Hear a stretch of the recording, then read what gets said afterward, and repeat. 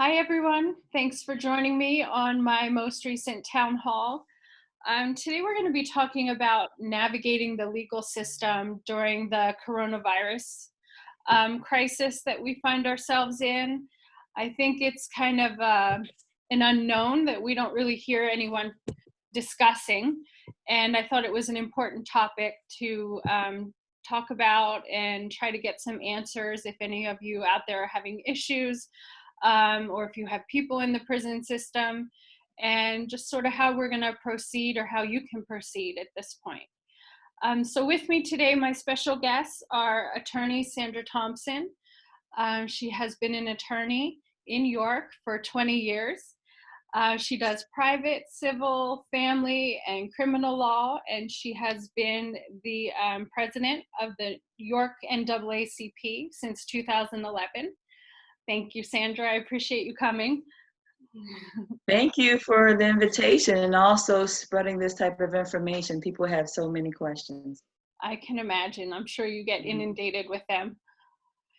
And then Yes. I bet. And we also have Secretary Brandon Flood. He is with the Pennsylvania Board of Pardons, and we are really thankful to have you here because you have an important piece of the puzzle as well that you can fit in for people. So thank you for joining us as well.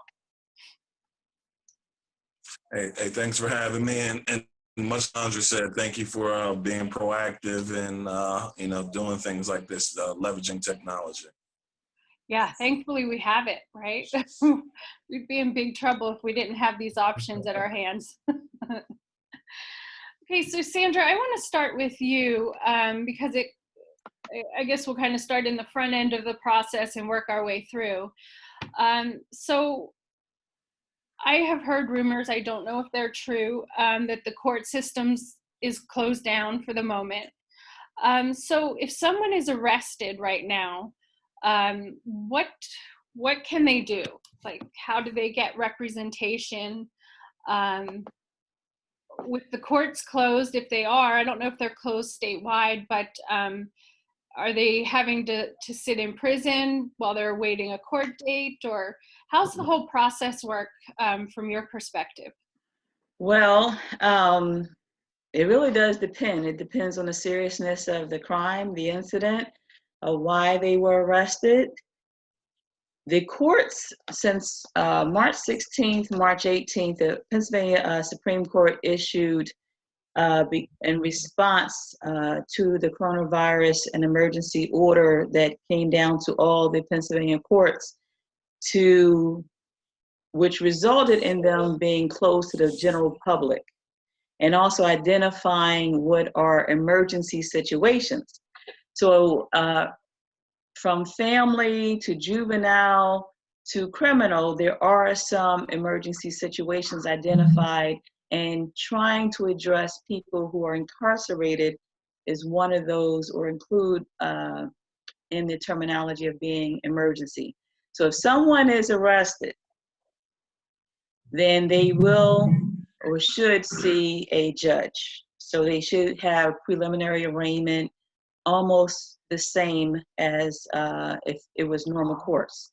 Okay. Then that judge would set bail of some kind, and hopefully they are being more generous with who qualifies for bail, or because they're trying to reduce nonviolent offenders from being incarcerated, because they're trying to reduce the exposure in the prisons systems.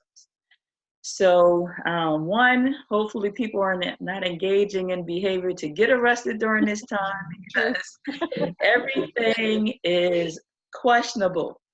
And we're hoping that it's going to work as they say it's going to work. There's still the public defenders who are around. Everybody's trying to work remotely. There are private attorneys that are around and working, like I'm one, who is making myself available. So you're taking a risk if someone gets in contact with police to be able to find counsel and find it quickly and coordinate with the courts, because since they're doing everything remotely, everything has to be set up by video as well. Oh, as okay. much as possible. So if the person has to be brought into court, then again, they're trying to reduce exposure to court personnel, keep everyone within a safe distance apart. So if it qualifies within that emergency and they must be personally brought into court, then they'll make those appropriate arrangements as well. But stay out of trouble. Yeah, always, but especially now. So has this affected your ability to represent people in any way? Are there, I mean, I'm assuming, can you still meet face to face, or are they doing it through video, kind of like what we're doing? Has it changed in that aspect? Well, everything is changing to an extent. Again, say for instance, it depends on the circumstances. People are, today, I had an emergency custody situation. We had a mother who said that I don't have to exchange my child because of the coronavirus. And the courts in, this is York County, have frowned upon that to say, no, that is not a reason to not share custody of the child, because parents have equal right to custody. But in that scenario, we had to file an emergency petition, had to qualify, the court has to grant it, your opportunity to come into court. So you get your temperature checked. So if your temperature is too high, you don't enter the courthouse. Right. And that's happening the same with visiting people in the prisons. So for York County Prison, attorneys cannot have a face-to-face. Like normally, we'll have a meeting room. Mm-hmm. We sit right probably 3 feet away from the person who's incarcerated, and now we have to meet like everyone else through the glass. Mm. So, and other prisons are doing the same. Lebanon County, there's no contact, even visits, even with attorneys, and they have to get their temperature checked. Mm. So Dauphin County is basically, they said they still have contact, but it has to be pre-scheduled. So everybody is modifying the norm. Right. So it sounds like it kind of varies from county to county on how they're handling it, but overall they're probably all implementing the same safety precautions, I would imagine.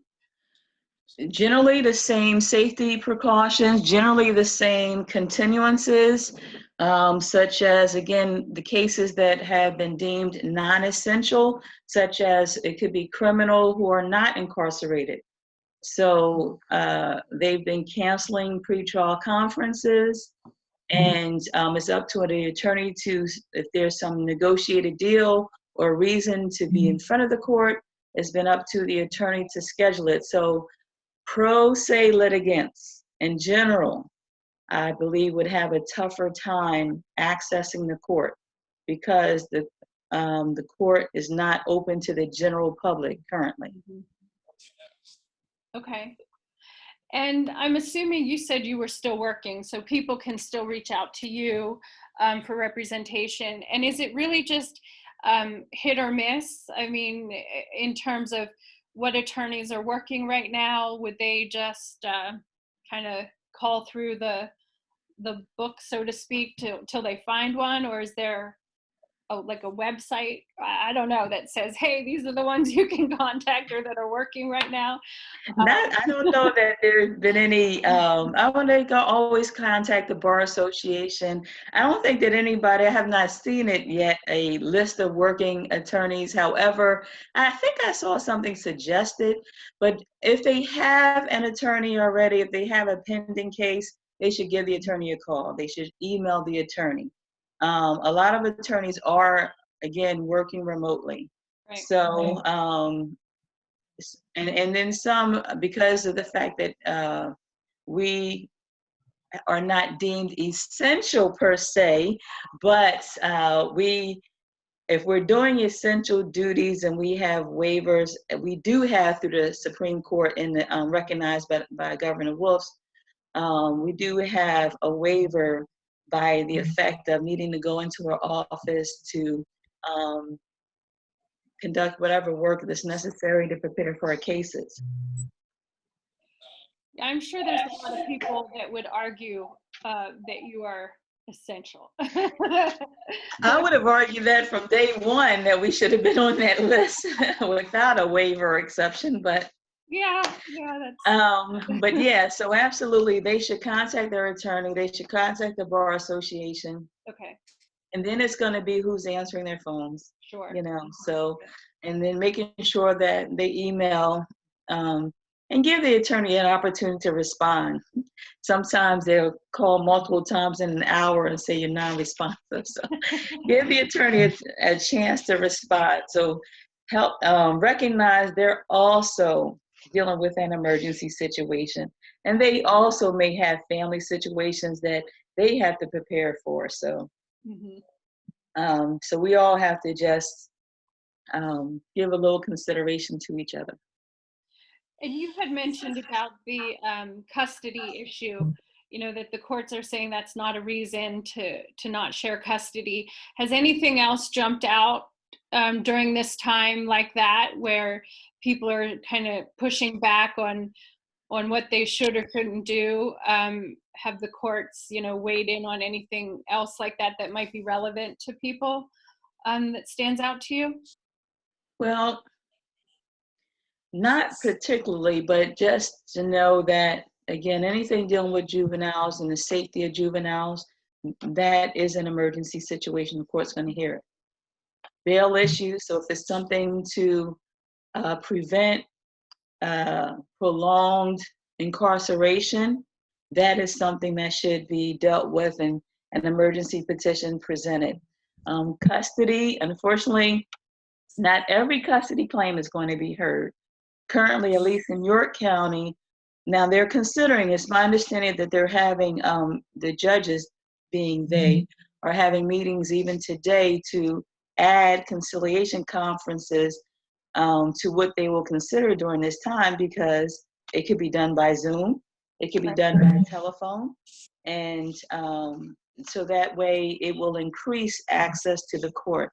And that's where, when you speak about people who are incarcerated, people who are fighting for their children, and to be a parent and the safety of their children, these are essential life functions, and these people need access to the courts. So the judges currently in York County are speaking about it, and for any other county, if a person is having a problem accessing the court for any of these issues, and there are some others as well, guardianship, so someone, older adult, incapacitated adult, any of those things that are threatening the health or safety of another, then you should try to access the court in an emergency situation. So, and get the judge's attention. It may not be something you can do pro se, but contact the Bar Association, contact the Public Defender's Office, contact attorneys that you may know, and see how you may gain access. Yep.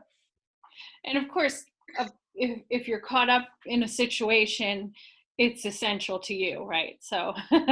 Well, and that's absolutely correct to almost every person who's dealing with any type of situation. But unfortunately, the attorneys or the judges are going to say it is not so essential at this particular time. So, because conciliation conferences here aren't even being scheduled right now, so for new custody filings. So again, that's something to be considered, but right now they're not being scheduled.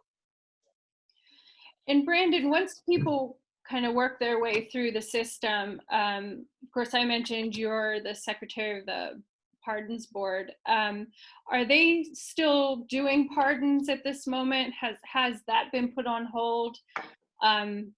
What's the status of that situation? So kind of like what Sandra said, you know, what we're doing is discouraging the public from submitting applications. Certainly they can assemble them and complete them and hold on to them until which time that we have a better sense of when we'll return back to some sense of normalcy. But given the fact that we've always historically had a backlog of applications, we're right now we're working on processing the ones that are already that we've already have filed. So we are still in the process of scheduling hearings. Parent review hearing. That hearing is usually conducted telephonically. So the board members, they seldom, if I've never seen them appear in person for that. So we can still be able to satisfy that proceeding, Okay. given the COVID-19 crisis.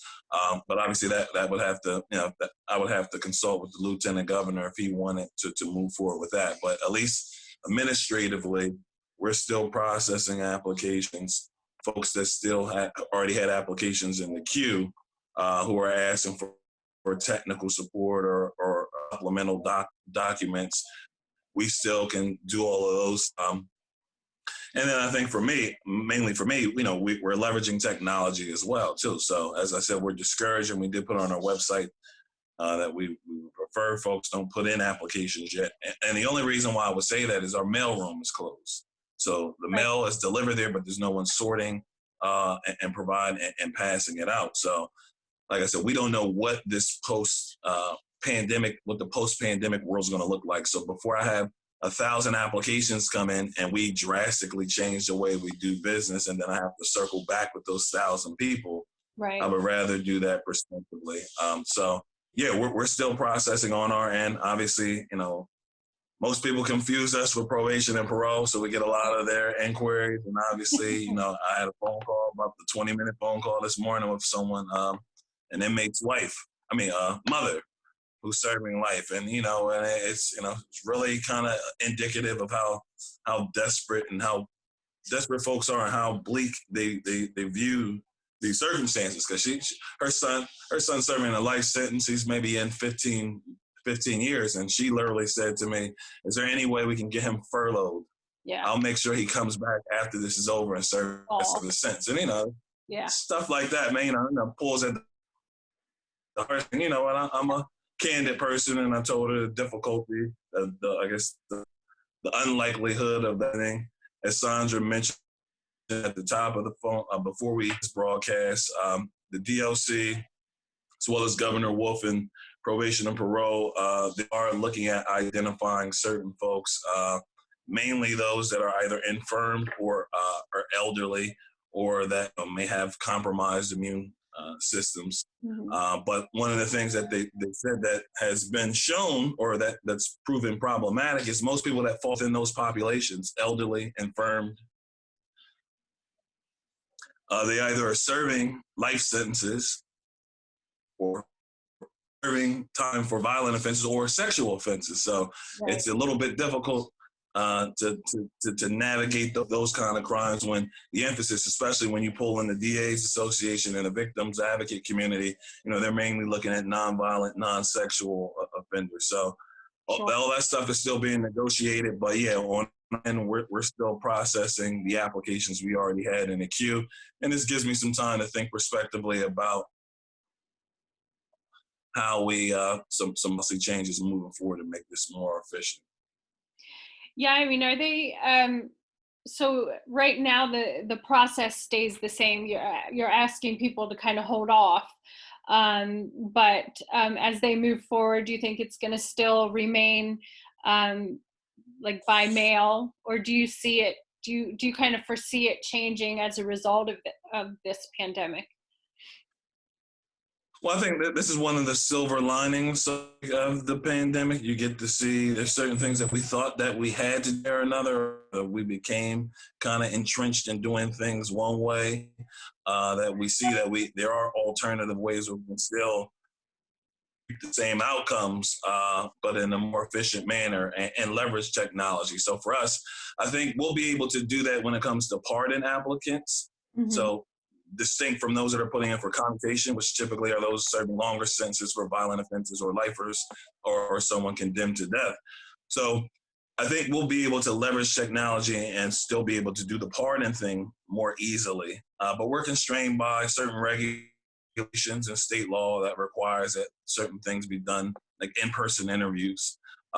So we'll still be able to conduct business. I think it'll be a much more streamlined pivot for pardon applicants as it would be for commutation applicants, just by virtue of the type of applicant that puts in for clemency, typically for commutation, are those that are sentenced to life for violent or sexual offenses. So obviously, naturally, the legislature and the folks will want us to have a more intensive review as opposed to our pardon And applicants. So yeah, absolutely.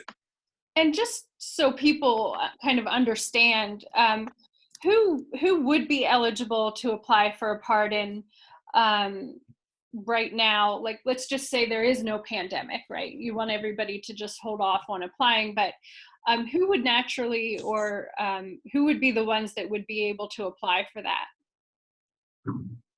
Yeah, that's a good question. So technically, as long as your conviction was incurred in Pennsylvania in either a state or on a lower court magisterial district justice level, you're eligible to put in at any time. But ideally, the folks that should be putting in for a pardon should be someone who's either served their entire sentence or at least a good degree of their sentence, and they've had a period of time in free society to demonstrate that they've been rehabilitated or have reformed their ways or have turned the corner and are now productive, long citizens. So usually when we get that question, so in terms of eligibility, as long as the conviction was occurred in either state or magisterial district justice level, you're eligible. But ideally, the people that should be have completed their sentences and have demonstrated that they've rehabilitated themselves, or that conviction, their criminal conviction, hindering them from taking advantage of a life-changing opportunity. Obviously, most folks that put in for us are for employment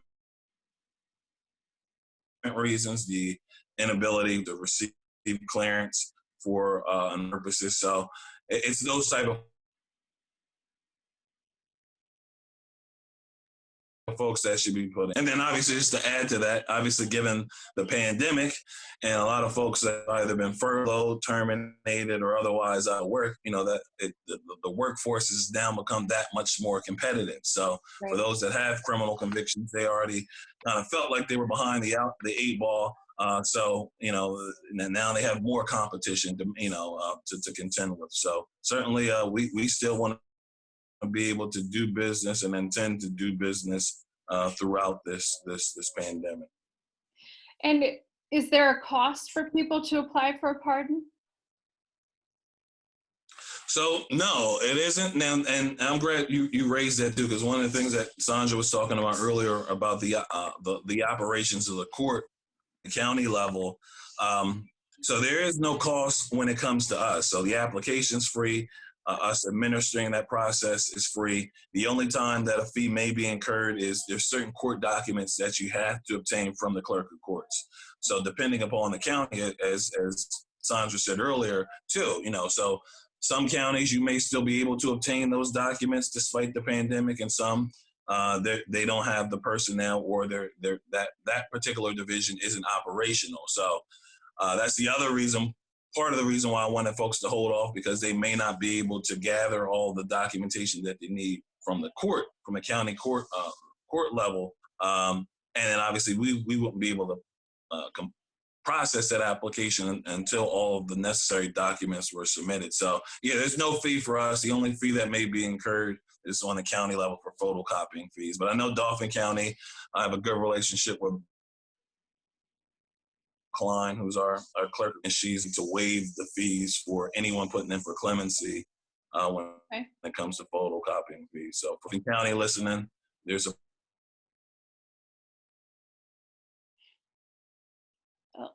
perk there if you were there. That's it. I think Brandon, you might have froze during some of your last statements, so you might have to repeat that. Yeah, I thought we lost you for a minute. Oh. I was going to say, I was wondering why there was a long pause, but I was saying Dauphin County in particular. I said one of the benefits of Dauphin County, I talked about the only fee that may be incurred throughout the clemency process is photocopying fees from the county.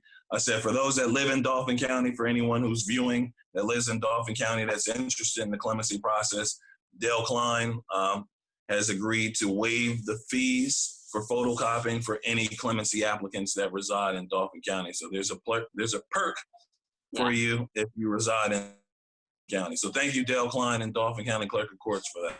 Yeah, thank you.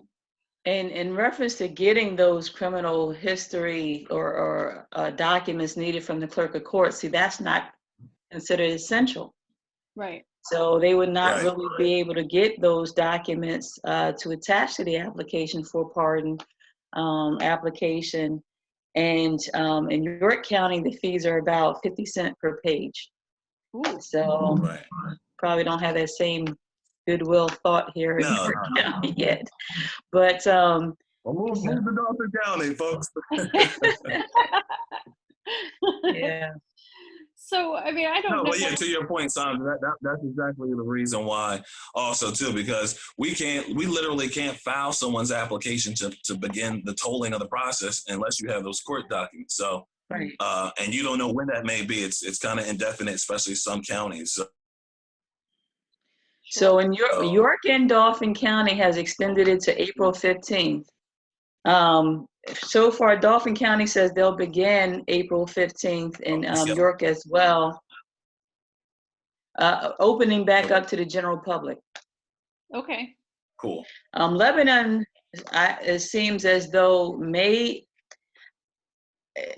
their judicial emergency went to the end of March, but I think concurrent with the Supreme Court, that's at least should be, I believe, like April 6th.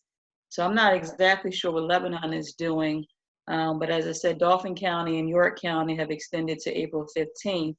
Now, for people, sometimes people ask about, well, what does that mean for statute of limitations? Nothing. That's a good question. So that means that if you had something that your statute of limitations ends around about this period of time, you're going to have to get it filed. So statute of limitations or filing a writ of summons or a complaint so that you can be timely, that is also considered emergency filing. So the pathonetaries must be open to receive you so you can make that type of filing. But you'll have to go into the courthouse and tell the sheriffs that you're here for these particular things and it must be deemed an emergency.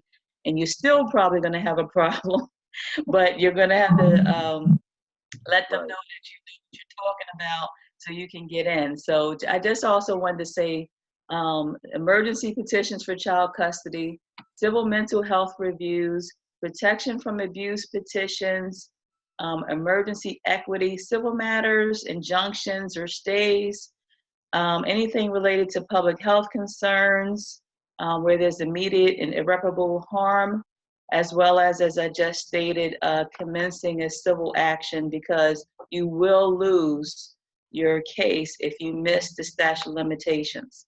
So all of those are considered emergencies, plus each county has an extended list too. So you can go onto your county's website if you're not Dauphin, York, or Lebanon. You can go onto your county's website and check their orders. And those order dates are going to be from March 16th, 18th, 30th, as well as some even coming down today. Okay, and that's a good point too. I guess they would have the information on how long they're going to be closed on their websites as well, so people can kind of have a feeling for that. Is that where they would look?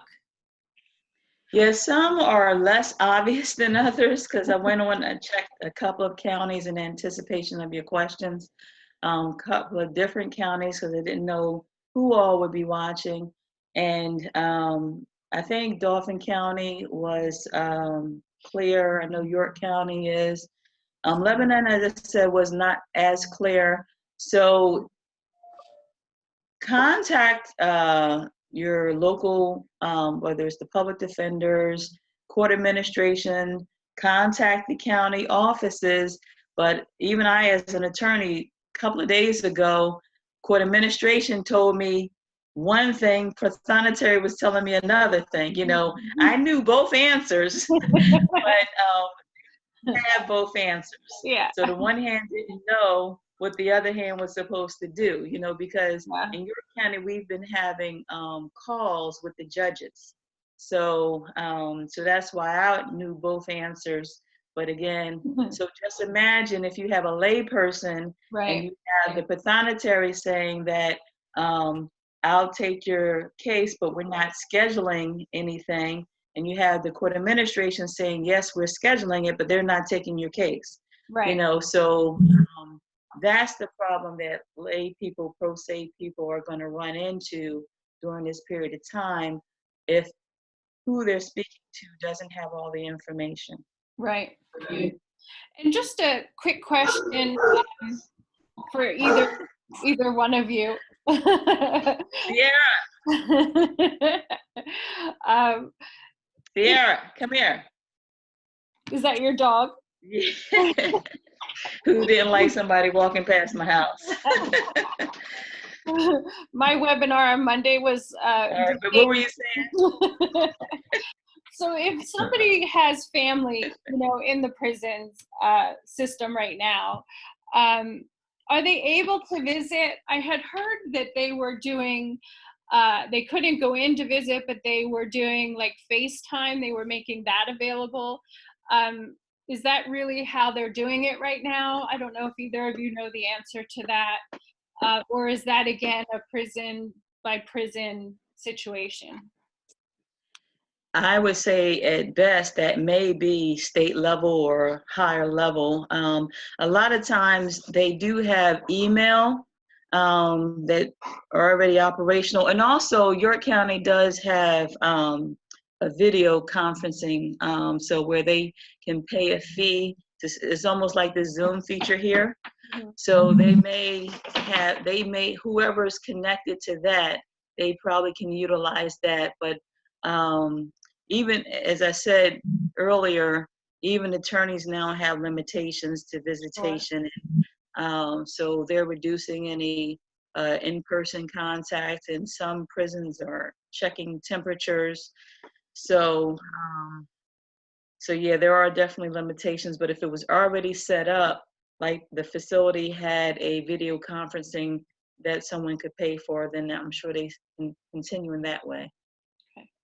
Yeah, and speaking from the context of the Pennsylvania Department of Corrections and Dauphin County Prison, so the Department of Corrections, they are utilizing Zoom for visits, so it's strictly video visits. Family members, if they go to the Department of Corrections website, they can input their family member's name, and then they schedule a designated block of time. Okay. So they would have to do that in advance, but those visits can take place and have been taking place via video conference. Dauphin County, they recently instituted the use of tablets. So those video visits can happen either through the tablets, or they have kiosks on the block for the folks that don't have tablets, where they can do those through video. But they are being done, at least for personal visits for inmates in at Dauphin County. They are via video as of this moment. Good. This is still a way to contact, you know. Well, this is where people have to speak up and speak out if they're running into problems or difficulty, or somehow, some way, contact with families being limited and they can't afford it. And they're going to have to inquire with their public defender. They're going to inquire with whoever else is their attorney. So if there's any potential for advocacy, they can try to engage it. So, you know, for however long this lasts, because just heard the president's announcement yesterday, they want to extend for another 30 days. So I don't know how. Right now we're talking about, I believe the Supreme Court said around about, I believe it was like April 3rd or 6th. But again, certain counties extended to the 15th. We don't know if there's going to be another extension. I do know Dauphin County, they continued all their May civil and criminal trial terms. We don't know. I believe they're also, York County is deciding today, or within the next couple of days, that they're going to continue their May trial term, criminal trial term. Okay. So a lot of this is still being decided. And again, just imagine if we start trial terms in May when we haven't been able to reach people for about a month or so. Right. So, we're hoping that even the judges use common sense in making these decisions. But again, everyone wants their legal issue addressed as well. Yeah. And this is new for everybody. I mean, it's not like we've been through something like this before.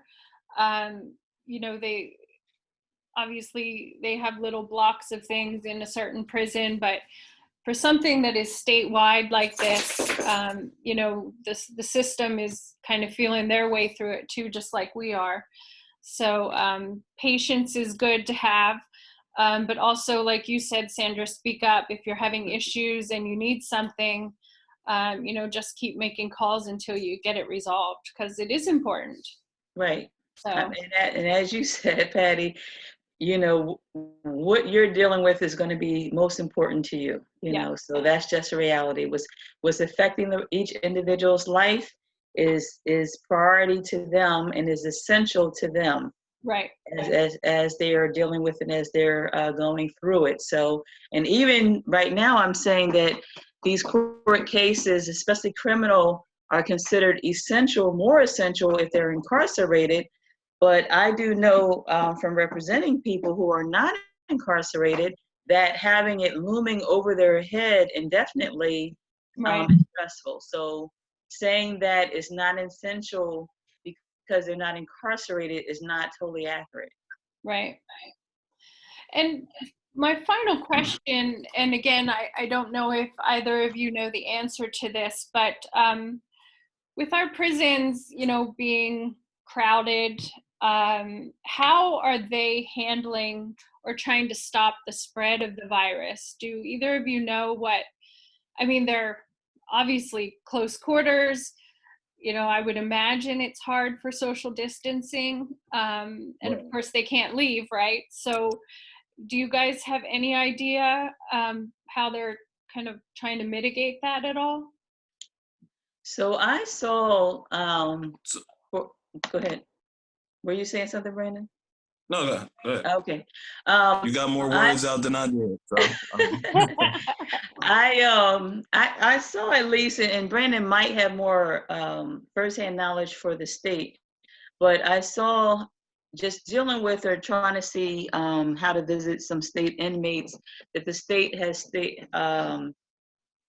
had put on their website that for any new admittees, they were going to test, and they may not accept them from the county facilities if they showed any symptoms.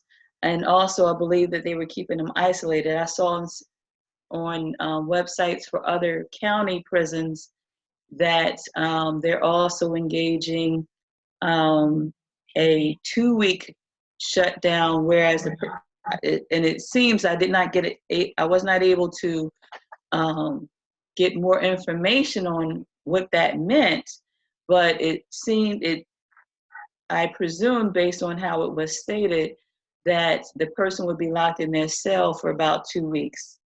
Now that means they still, I have to presume, have a cellmate. Right. So again, this is where I'm saying this is probably an issue for some degree of advocacy, because what if that cellmate has an issue? Does that or does that not increase or decrease exposure by being locked in a certain confined space for a designated time? Right. Because we know that this virus could be shared even when you're asymptomatic. So right now, people are taking measures that they think are preventive, and we're not going to know until it's all said and done. But those are various things that I've seen and heard about. I believe it was yesterday or the day before, federal judge issued an order to York County to release about 10 to 12 immigration detainees because they were high risk. And right now, I think we discussed earlier that in York County, the warden, probation, and the district attorneys are supposed to be looking at people to release them if possible. And as Brandon said, of course, these are going to be those designated as nonviolent or who will have less sentences. Work release has been shut down. They're not letting people out for work release, but I think people who qualify for work release, they're probably looking at them to release them, period. But those are various different things that are being done.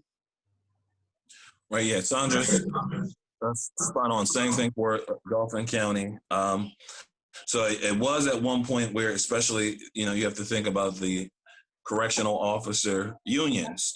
They talk about their folks and their personnel being possibly put in harm's way.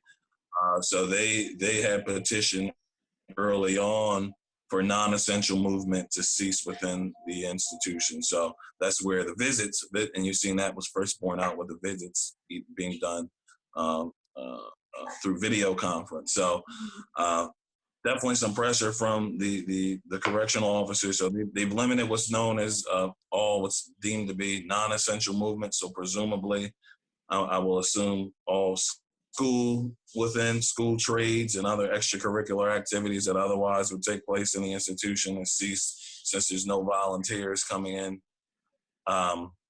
It was initially, everyone was told, much like the folks on the outside, we were instructed to exhibit effective social distancing, but just due to the confines of an institution, you really, that's impractical. Right. So I believe they're working out some way, shape or form where I guess they're being let out their cells on a limited base period. Kind of like not everyone is coming out at one time as they used to be. So I'm assuming maybe they're keeping another folks to 10 or less.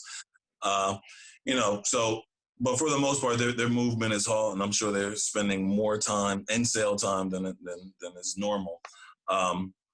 In terms of what Dauphin County has done thus far to get low risk folks either furloughed or out of the system. So I did have a chance to speak with our attorney, Fran Chardo, maybe about 4 days ago, or undertaking any efforts. Who are they identifying? So they've already begun that process. He's asked me, I probably shouldn't say this because I don't want people to blow up my inbox, but if there were certain folks that maybe they may have overlooked that right. fit in that category, to share that with them. I know the ACLU, at least locally here in Harrisburg, I believe they sent me a letter yesterday, just looking for transparency, because it's one thing to say, hey, we've undertaken this effort and folks have left, but if you can't really quantify that, then we're just taking your word for it. So at least that has happened. At least I've been told that, and there's more afoot to address it. On a state level, they're doing the same thing. I know the governor, as well as a number of legislators, they're in the process of drafting legislation to identify target population that would be suitable for furloughs. Some folks say it doesn't go far enough. So, some folks want a wholesale release or furlough, but they're still underway. And then obviously from our end, we want to see, at least for me, and in consultation with the lieutenant governor, what the next 2 weeks look like.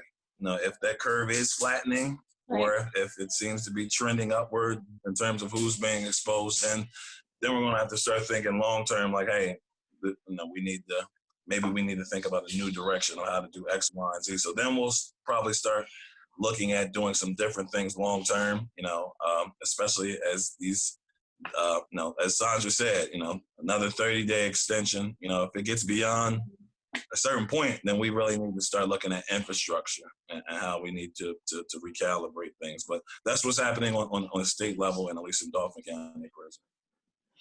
And of course, if anybody has issues or suggestions even, that's what our representatives, our elected officials are there for. So that you can still reach them through their offices. You may have to leave a number, but if you can't get a hold of anybody else, that's definitely a good place to start, because they can then reach out to somebody on your behalf. So do you have anything else that you want to add? Anything we didn't cover? I think like Sandra said, I mean, she said it somewhat facetiously, but it applies and it should be taken seriously. Like, now is not the time to engage in a legal activity. I know it's easier said than done. But if you thought the system was bad prior to COVID-19, certainly it hasn't improved as a result of the outbreak of this pandemic. So be mindful, and we're like you said, this is unprecedented. All of us are. This is the first time for us dealing with this, so be patient. We're all learning as we go. Yeah, also I just wanted to mention anybody who has a relative or a case in the Middle District Court, all their cases have been continued for 60 days as well. So yeah, this is not a time to unwillingly engage the court if you don't want to be involved in the court system.